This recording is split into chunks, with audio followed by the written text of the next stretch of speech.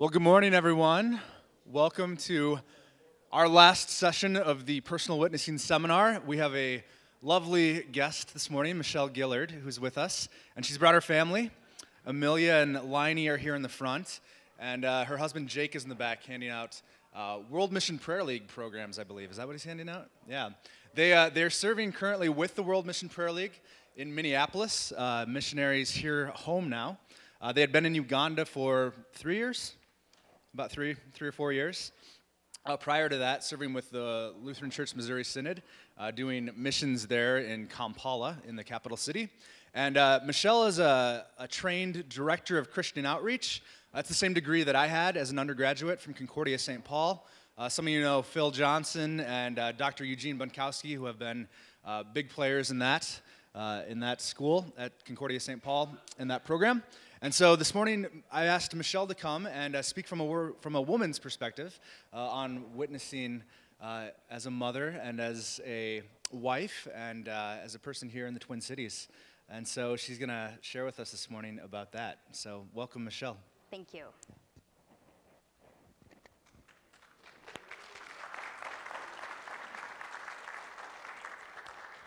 Namaste, Olyotia, Konnichiwa, Salam alaikum, ni hao ma, hola, hello.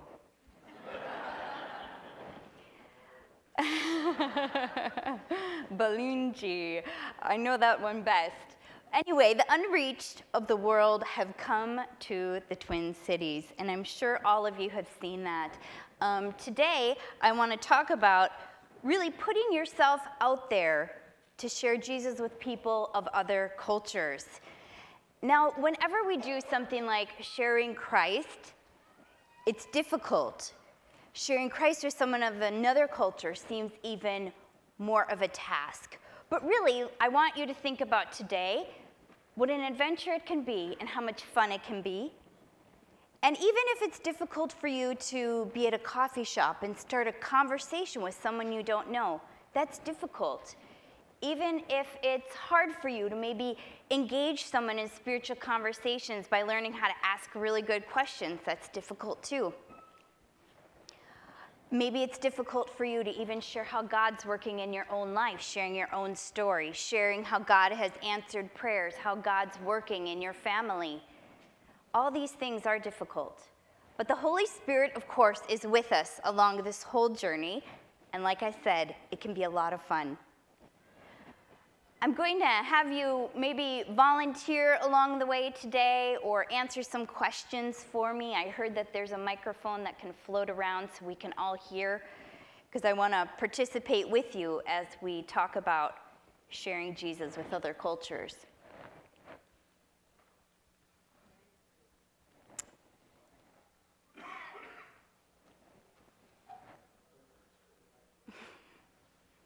Do I have to point it this way?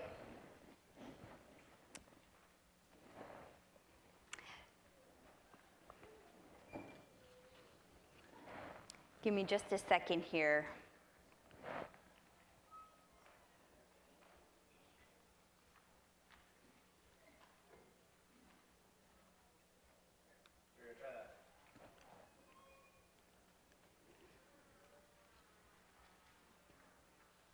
There we go. Thank you. There are many unreached peoples in the Twin Cities right now. Hundreds of thousands of Muslims, Buddhists, and Hindus. The Twin Cities has the largest population, just think about this, in the whole United States, the largest people of Hmong, Somali, and Liberian folks. Inuk Sudanese, the Oromo population, #1 in the whole country. It's almost as if half of an entire country has moved just to our Twin Cities. Also, we have the second largest Tibetan concentration of people. Now, I know you have seen this out and about as you're going to your grocery stores, as you're going golfing, as you're driving past parks. I'm not even talking about Minneapolis and St. Paul. I'm even talking about Woodbury.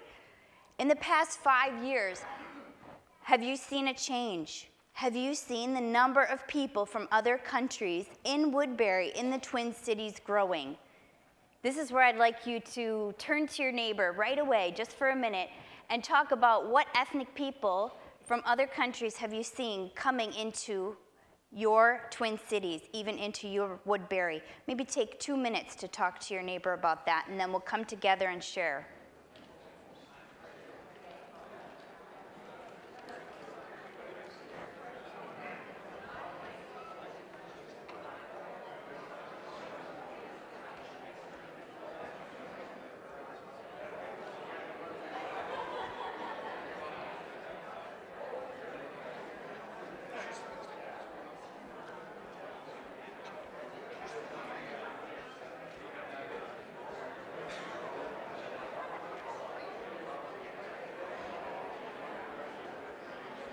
You doing okay? Why are you sitting so far apart?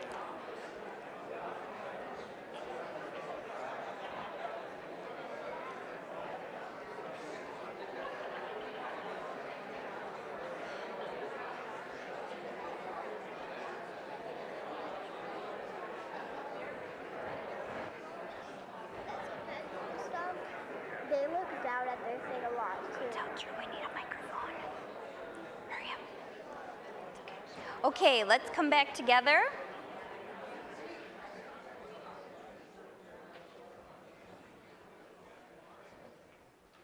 If people would raise their hand and be open to sharing, what have you seen? What has changed? It starts out with the Vietnamese, which are a church-sponsored family. Okay. This goes back quite a few years.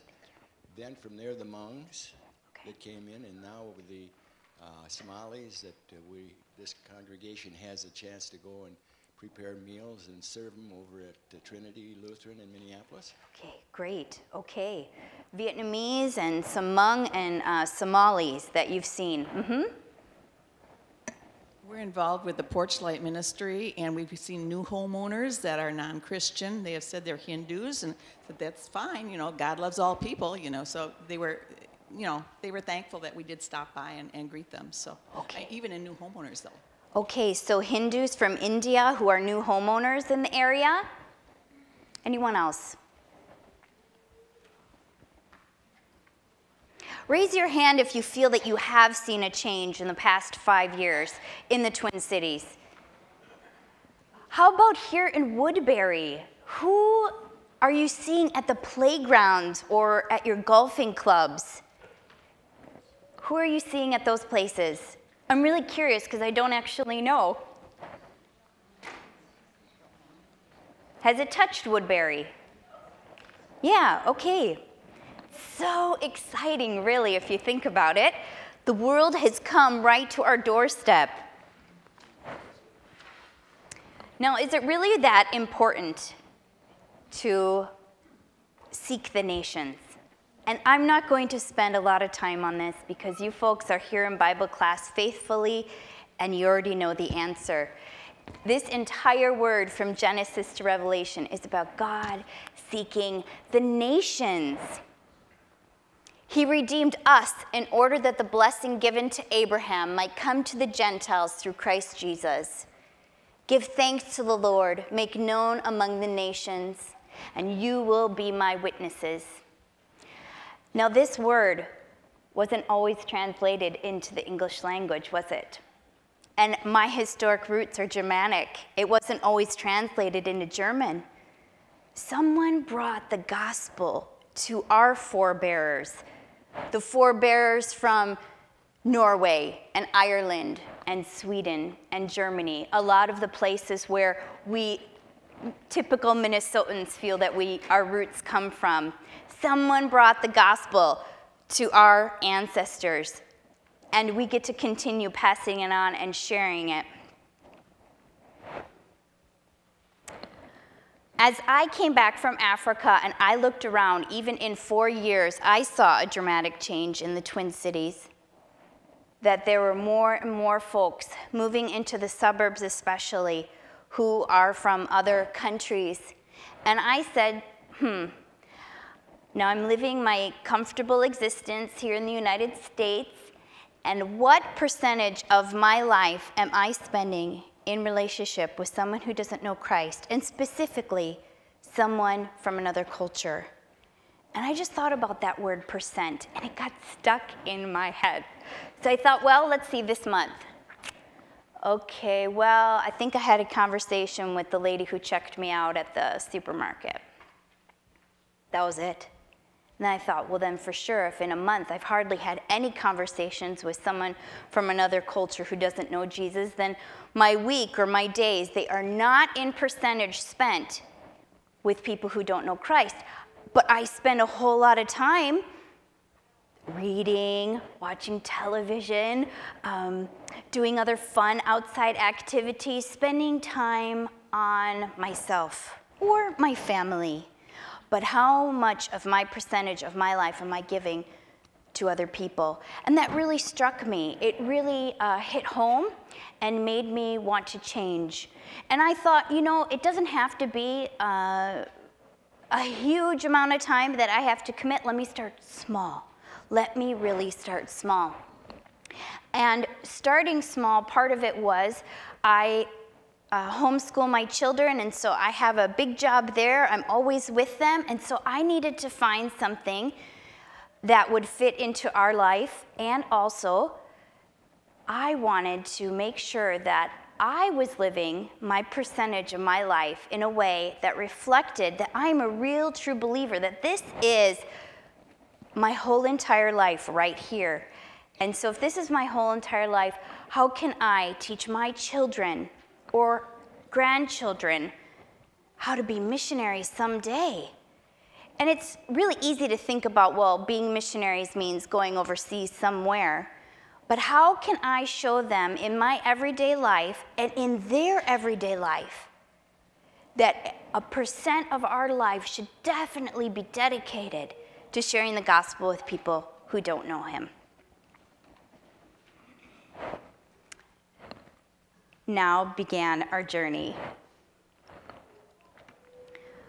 Our journey was not an easy one. We started with prayer. The kids and I prayed, didn't we, girls? We prayed and prayed and prayed, of course, with Daddy as well. God, open a door, open my eyes. So I would keep my eyes open for an opportunity. I would pay attention to who was in my particular neighborhood. I saw that a lot of Somalis lived in this particular apartment complex. So I actually went to the apartment complex and asked the manager if I could rent out a room there and host something for children. Nothing came of it. I did other things, just looked around and had conversations with people where I would shop, that kind of thing. Nothing came of that. Then I went down to, I thought being with Africans would be an easy transition for us because the kids had been missionaries with us in Africa. So we went down to the Somali Mall, and this is what happened. There's a Somali Mall down there in the Phillips neighborhood, and we just started walking around. And I had no idea what would come of it, right? You're just walking around and hoping and praying and wondering. And there were some children, and so I took my children in, and we went into this shop, and the children from Somalia had some henna on their arms, the black henna tattoos. And all I said to them was, here's my question, where did you get the henna done? And all of a sudden, we had a real connection. I said, I want to have my kids get some henna done. Where do you do that? Well, you don't do it here, they said. You do it at the mall on Lake Street. Do you want to follow me over? Sure. So all of us get all excited, and we gather up our things, and we drive over to the Somali Mall on Lake Street. We went and got the children their henna done, and I asked the henna lady, may we come again? And she said, sure. So every Thursday afternoon, I committed that percentage of time. I'm going to spend 2 hours driving into the city, and I'm going to come to the henna lady's shop and sit. And that's what we did. For about 6 months, we'd go to the henna lady's shop and we'd sit. And we didn't get henna done every time, of course, but we'd go and we'd buy tea from the same tea shop every time at the mall. We'd take her tea and we'd sit and we'd visit with the ladies and we'd learn and we'd ask questions. And then we'd walk around the mall and we would shop some more. Yes? Henna. It's a black, inky tattoo kind of thing. It's black. Okay. It's like a tattoo, but it is not permanent. It's made from natural henna root. Yeah.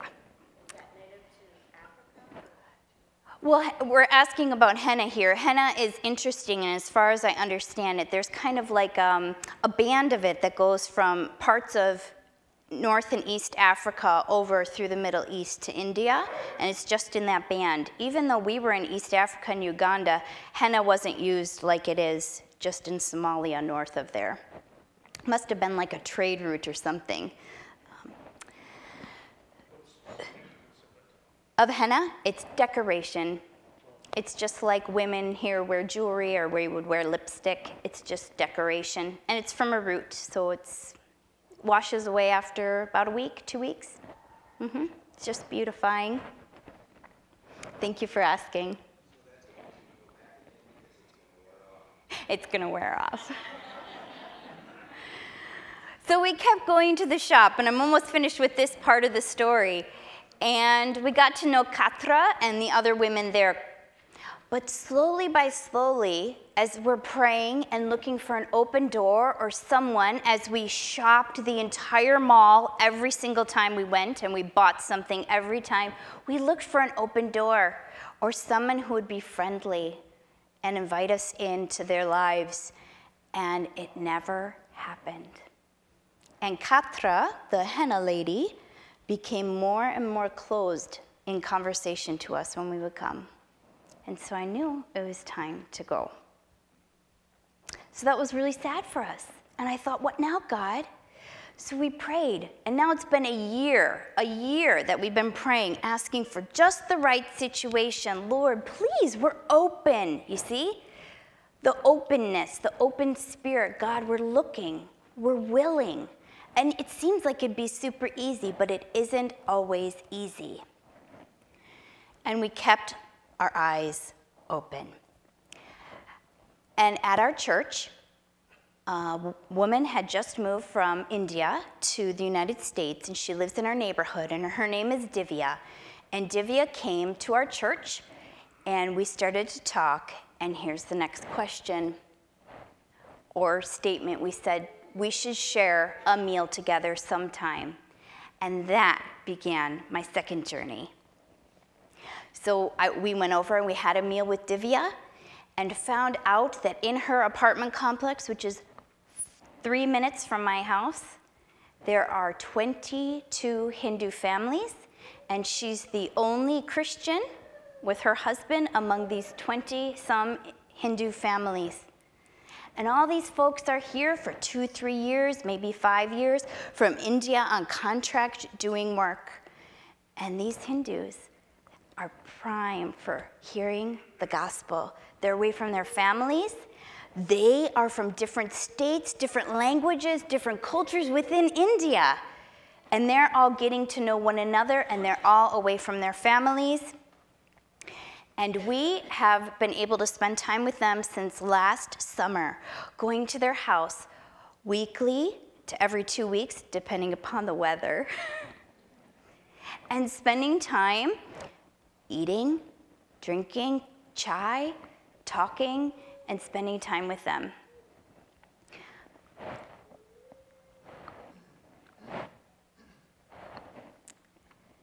This is a photo of some of the women. The women also come over to my home, and maybe we have holiday traditions we share together. So they'll share holiday traditions when I go to see them. And then this time was around Halloween time, and we decorated pumpkins. I made apple pie, all those kind of things. It's so fun to share culture. Right now I'd like to have my daughter come up.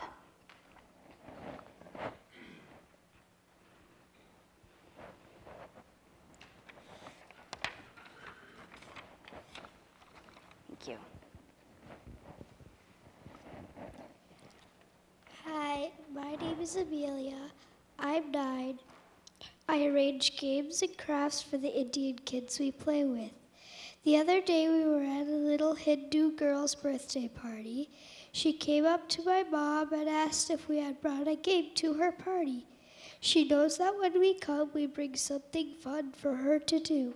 I also like to be with the Hindu families because we get to eat a lot of Indian food, we drink chai, and we wear Indian clothes.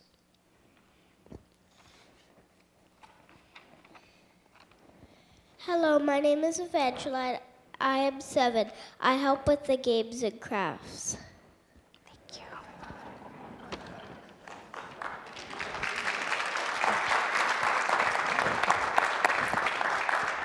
Thank you, girls. My little missionaries. They do so well. And let me share, as I finish sharing my story, before I share a couple other things, that other people have done reaching out. As we've been meeting with them for all these months, Divya and I finally got together, the one Christian woman, and we said, I think we're ready to take our relationship to the next level. So Divya was amazing, and she thought, well, let's engage them somehow. How can we get them to our home? Now, mind you, we hang out all the time, and we're always in each other's homes, but we wanted a reason to bring them. So she said, well, can you teach them how to make pizza, American pizza? Well, sure, I can do that. You know, roll up the pizza crust, the whole bit. So we were all set up, come and learn to make American pizza, but we're going to have some prayer time. So we called it a prayer group, and we were very upfront about it, and we invited a few Hindu ladies to come. 5 women came, and we prayed for their children. We showed some clips of the Jesus movie, from which they are very engaged and interested to see. And we shared some Bible passages, short, sweet, and then we went out and made pizza and made a big fun day of it. So we've had our first change, our first real kind of witnessing event with them. Not to mention, of course, we're always in conversation and in relationship with them as well. But it's super exciting. So if you think to pray for Divya and her ministry as an Indian Christian with her Hindu friends, please pray for her. Like I said, I'm not the only one who's noticed the change and has been excited about what's going on in the cities. I have a friend named Jessica who's a nurse downtown in St. Paul here. Well, she has a coworker who's Somali. And this coworker and they started carpooling together from where they live out in Brooklyn Park. And of course, in conversation, all sorts of things come up. And one thing that came up was making chocolate chip cookies.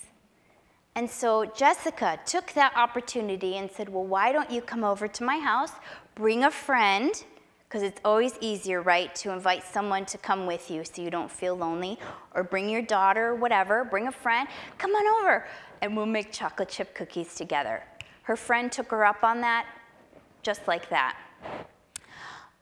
I have another friend who lives in Minneapolis, in a neighborhood that is just filled with people. Every different home in her neighborhood around her, someone from a different country lives in these different homes. So you've got the Spanish-speaking home, and you've got the Somali home.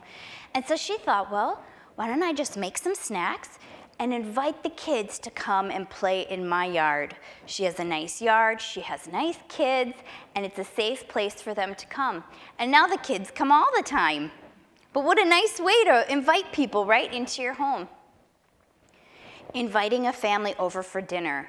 Now, this might seem kind of crazy, but say you go to the same coffee shop every Sunday morning, Drew Bayless, and you get to know the workers there. You get to know the same face. Is it so hard to say, hey, my name's such and such? And then 2 weeks later, ask them a couple questions. Hey, where are you from? You know? Asking questions. That's the way you get into people's lives. And how hard would it be to say to someone, hey, do you have any American friends? Would you like to come over with some of your family for a dinner sometime?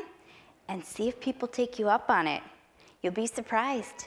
You'll be surprised. So many people that move to this country, they're welcomed and greeted by people from their own country, And they rarely, believe it or not, have the opportunity when they're first here, in the first few months, even years, to have a relationship with someone that they think is like an American, someone that was born here and grew up here.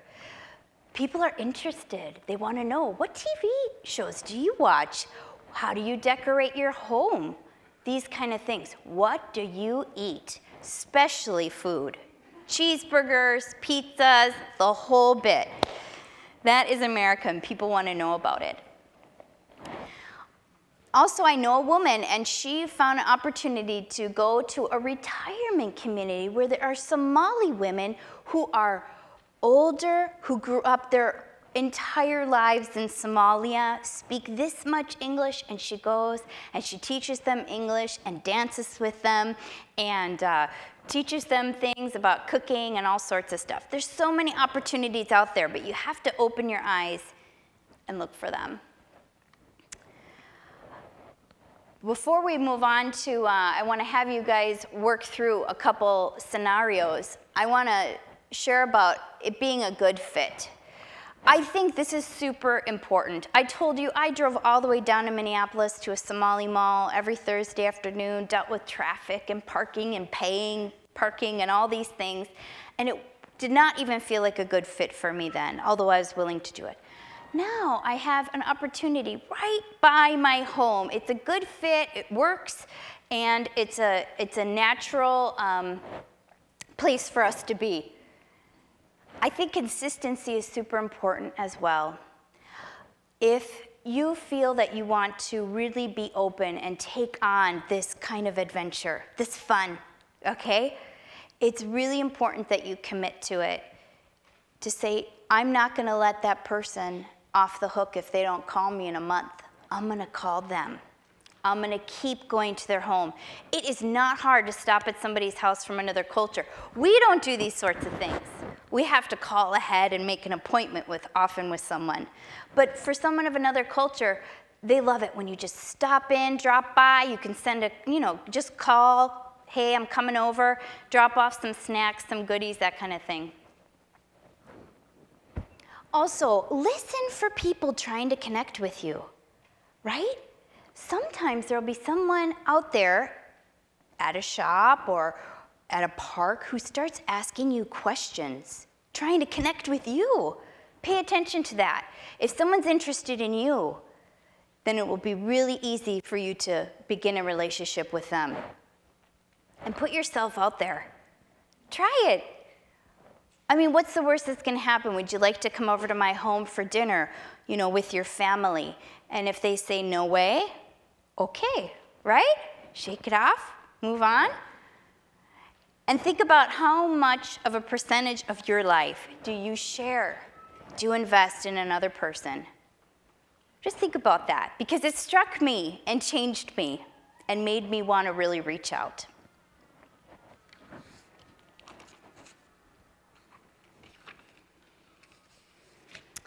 Okay, I need some volunteers. You don't have to stand up or anything. Could I have a couple volunteers? Okay, you have to use a microphone, so I guess maybe that is a little unnerving. Okay, okay, thank you. You can't do it. Okay. So sometimes it feels like it is hard to start a conversation or to ask these questions, and it really is true that it is. But I see you've read it already, yes? Are you ready to turn to this lovely lady next to you and say this? All right, this is called practice, okay? I am not kidding. I've had to do this many times before I know I'm going to approach someone. I have to tell myself, this is what you're going to say, this is what you're going to say, and this is how you're going to say it. It's called practice, and it really comes in handy. Go ahead and practice for us, please. Hi. Can I get your phone number?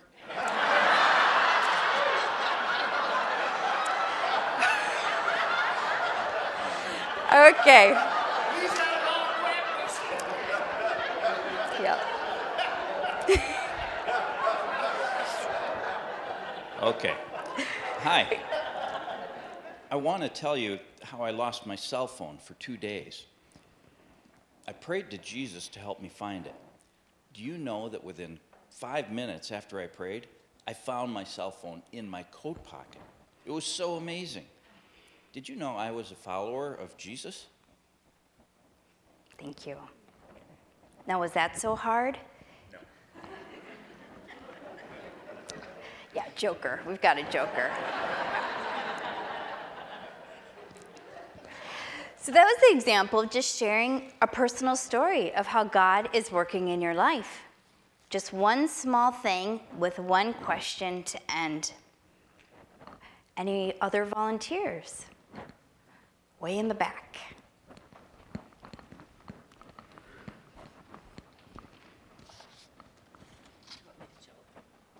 You can joke if you want.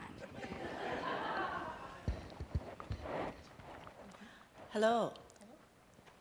I've seen you here for many weeks. My name is Gloria. I was wondering if you had any American friends. I do. Would you like more? No, it doesn't say that. I would like to invite you and your family over for a meal next week. Would you like to come? I would love to. Wonderful. Great. And you responded well when she said, yes, I have American friends. You said, would you like more? Easy enough. Another volunteer.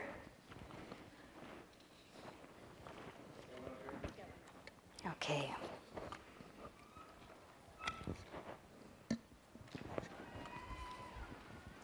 Hello. I'm inviting the neighborhood kids to play in my yard. Would your kids like to come over for games and a snack on Saturday afternoon? Sure. Great. And last one. Thank you.